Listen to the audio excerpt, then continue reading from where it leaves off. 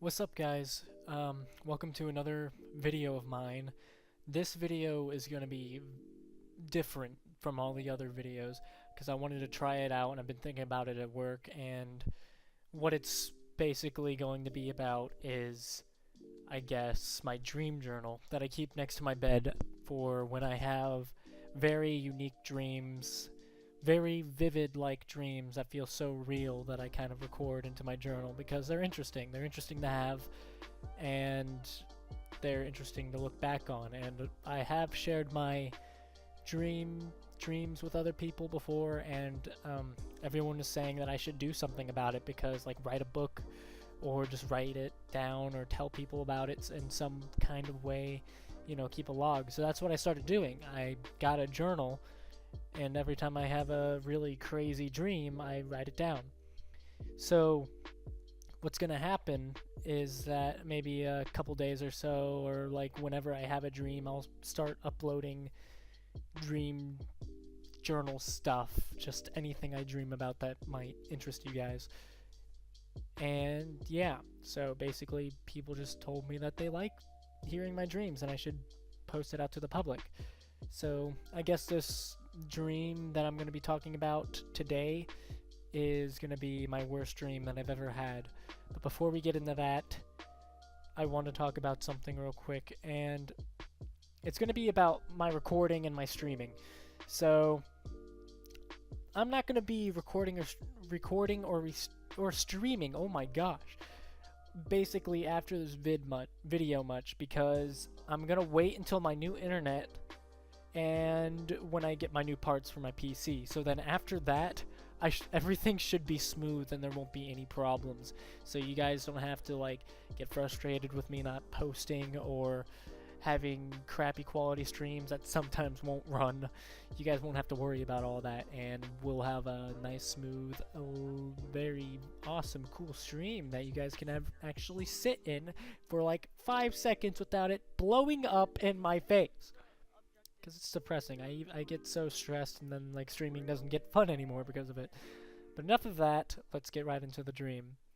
So my worst dream, I guess, is a half-dead, like life and death, like in between life and death experience. And it's strange because you know how you hear people say like you can't die in a dream, and I'm like, you always wake up before you die. This one's kind of different from that. So, like, let's just jump into it. So, the whole setting is like my house, which really isn't my house. It doesn't look like my house at all, but it's on this huge cliff. Like, it's on a cliff overlooking a city. I don't know what city in specific, but it's overlooking a city, and kind of the city's kind of surrounded by like a desert or like whatever kind, just like a plain of nothing, and it's just, we're just overlooking the city. But the strange thing about this is that the sky is not like, like the blue skies with clouds and stuff. It's like a yellow sky, like just a yellow sky with multicolored clouds. I don't know why I was dreaming like this kind of stuff. It was really weird. But so you have this yellow sky with multicolored clouds, and then it's just nice and peaceful. It's a beautiful look, honestly, just sitting up there next to my house, kind of hanging off the cliff, like my feet hanging off the cliff, just enjoying the view and stuff. Shit, I don't know, I'm kind of over talking that whole setting. And then out of nowhere, this random storm comes out of nowhere, but instead of like, tornadoes forming from the ground up, it forms from the sky down. So like they're like huge vortexes coming out of the sky, and then like swirling into the city, sucking everything in sight up. Like I'm gonna guess that this whole city is like, imagine it being like New York City or something. Not to offend New Yorkers or anything at all, but like if it was like maybe half of New York City or probably bigger, it was sucking it all up. And like creepy part about it was that there was no strong winds, there was no rain, the skies were completely clear except for like, the little bits of clouds. So this storm is coming out of nowhere, and then you got these random multicolored like lightning strikes from red, green, blue, purple. It's just crazy. It's like the end of the world is going on, and the sky is kind of turning red, like, a bloody red, like it's meaning like the end of the world or something, that kind of feeling. So I freak out, and mind you, this feels completely real to me. Like, if you guys know what vivid or means or at all, it means that like it feels like as if it's like a memory, like as if like I can't get this dream out of my head because it feels like it was so real that it's like a memory, like I actually lived it. So I'm freaking out, and I run inside to like call people. I don't know how the cell's working at all because of the storm. Everyone's kind of dying in that city, but I call all the people I know, like everyone I know, and try to warn them about this storm. And as I'm doing this, I'm on the last call with my friend Jacob, and I'm telling him, hey, you gotta watch out for the storm, hurry up, pack up, do whatever, try to get somewhere safe. And then all of a sudden I kind of just wake up. Not wake up in real life, but I wake up in that house. I just get up, and then like as if nothing ever happened. Like I was just on the floor for some reason. I wake up, there's like no sound at all. It's like dead quiet. And as I'm getting up, like everything is completely fine. There's no destruction, no nothing. So I thought I just woke up from a bad dream, but like no one's around. Like I can't find anyone when I was walking around to find people, try to see what was going on. And the strange part is that I couldn't feel anything physically, but like, I can only feel stuff like internally. Like I don't know really how to explain that, but like it was heating up inside my chest. Like I couldn't feel anything by touch. It just wasn't possible. And so I go outside, and the city is just fine. It's there, no storms, everything's just normal. So after I check all that out, I'm like, okay, so that was a really intense dream, and I go back inside. And I go back inside to find my little brother on the floor. Like, he's the youngest brother. I have two brothers, my youngest and then the one that's kind of closer to my age. So I find my little brother on the floor, and I woke him up, and me and him were both confused. We don't know what's going on. Like, he literally just, like, he wasn't on the floor before. He just like appeared out of nowhere, like as if like it was out of thin air. So we're sitting there, we're trying to figure out what's going on, and all of a sudden I hear a baby cry in the hallway where, like, in this house where the bedrooms are like all the bedrooms that everyone has their own room in this like hallway, and they're just all bedroom doors leading into different rooms. So you got my room on the very end, and then you got my brothers, and then you got my little brothers, and then you got my sisters. So I tell my little brother to wait because we don't have like a baby at all. So I told him to wait so I can go check it out. And I went to the back room to find a random door. Like, I don't know how I knew this was a random door, but like I knew that this door in between or next to my other brother, not my little brother, my other brother's room, next to his, like that door wasn't there before. Like, I knew that it wasn't there before because it wasn't familiar to myself in the dream. So I was confused about that, and I go to open the door as the crying gets louder. So when I open this door, the whole room is bloody, and like, yeah, I know, it got dark real fast, but it was bloody, and it was like a foul stench coming from that room. It was stinging my nose really bad.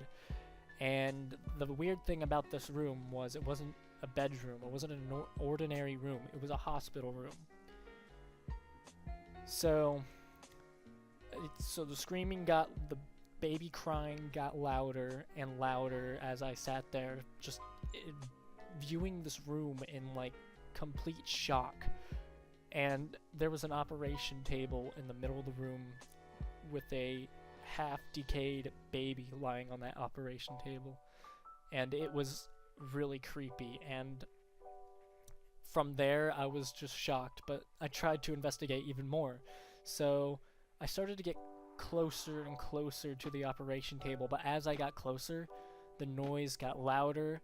and the baby's like crying got like demonic, and it got more demonic as close as I got, and then at some point the sound started to pierce my skull. So once I reached the operation table, it was really horrific. Like, it was disgusting.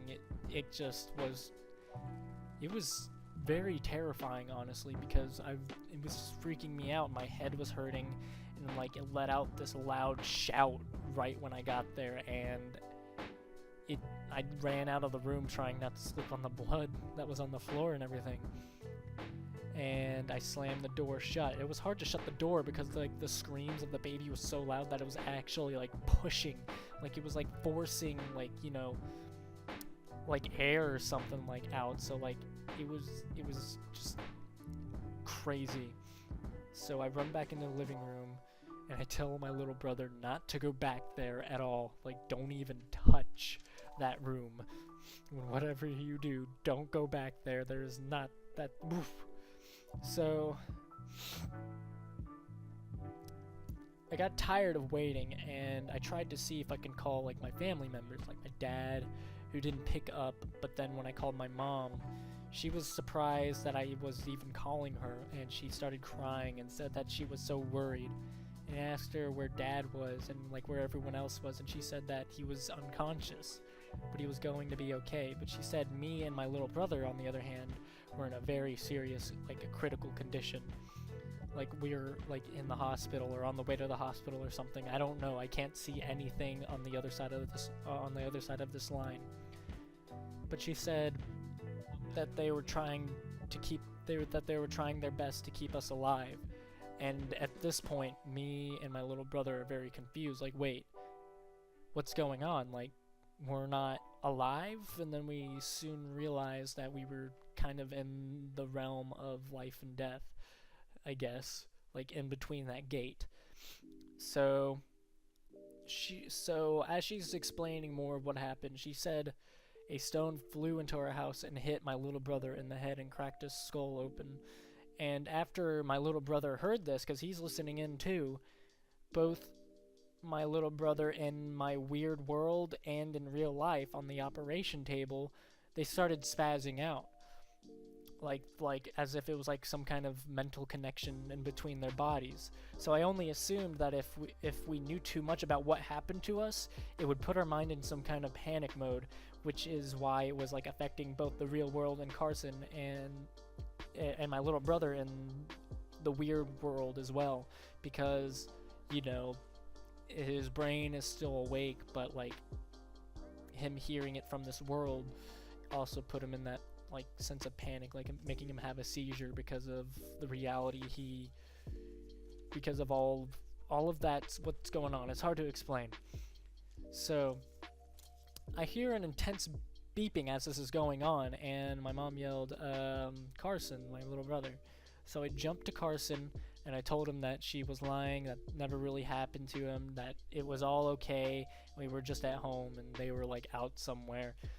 And he started to calm down, because now that he started to calm down, like his brain could relax and stuff, you know, stuff like that. It's really weird to explain. Like the connection helped him be more calm, not freak out so much. So then it's weird to explain. I then picked up the phone and told her not to say any more about what happened to us, or it will cause our brain to panic out of like realization or something weird. I have no idea. I just didn't understand why we were in a weird world or version of our house, like a family death house where our family would go when we died. That's the most confusing part. It was like, if no one else is here, then like, why is it just our family that keeps popping up? Then it struck me, like, that baby that was in the other room that was crying and stuff, it was my other brother's twin, but the baby didn't make it through birth. So I'm guessing that since it died during birth, or he died during birth, that he kind of like was already in this world longer than us. So that can explain why the baby was in there. Don't know why it had to be demonic, but that explains why. after thinking that, I started to hear the crying again, and I also decided not to bring that info to my mom because, you know, that would be kind of heartbreaking. I haven't even told this dream to my like family or anything because it's just so I just can't bring it to them. And I don't know what they'd think about me if I told them about this. But after that, I don't really remember anything after that because I woke up, like actually woke up this time, and I was shaking intensely, sweating really bad, feeling very hot but very cold at the same time. I was like in a cold sweat. And my teeth wouldn't stop, like, you know, chattering, whatever the word is, and I felt pain all through my body, like that intense heat and cold was inside. It was making me shake, and it was very painful when I woke up. It hurt so fucking much. I just can't explain how it felt. And so like I tried getting up, but I hardly could like move. I could hardly move. But I managed to sit up on my bed. My head hurt and it felt like I was going to throw up. It was simply the worst dream I have ever had. Also for a, also for a week, it felt like the pain was still there. Like it started to lessen, but like the pain and the shaking wouldn't stop for the whole week. The overheating and like the coldness at the same time wouldn't stop. And like touching stuff hurt too. Like because of this feeling, if I touched like the wall, a pencil, like a hard surface or anything, like it would hurt for some reason. Like I don't know, it was really weird. But yeah, I guess that kind of sums up the dream. Wow, 17 minutes? I wasn't expecting it to be 17 minutes of this footage. I might have to go back to Rainbow Six and play a little bit more just for the whole dream to be able to come in. Wow. Okay. Well, yeah. That's it for my worst nightmare. I decided to throw you guys probably the best dream. Like probably not the best, but it depends on what you guys think. I just wanted to share a really good dream with you guys for the first one. If I'm gonna start like this thing as a series, kind of. So I really do hope you guys enjoyed and like my experience, my strange experience. It's definitely the most worst dream I've ever had, and I really do want to do more stuff like this because I find it fun to talk about my dreams and stuff because people enjoy them. They find them interesting. So I hope enough of you watch this to like it. And as you guys are watching, I guess you guys can see how bad I am at Rainbow Six. But yeah, thank you guys, and do like if you guys do enjoy, or if you guys do want me to continue, and also comment what you think. Tell me if you want me to continue as well from that. Share with friends. It would really mean a lot to me to get me out there, and I guess that's it. So thank you guys so much for everything, and please do understand that soon I will start streaming again, and I'll record, put out videos, and all that. So thank you guys, and I'll see you guys later. Penguin Lord out!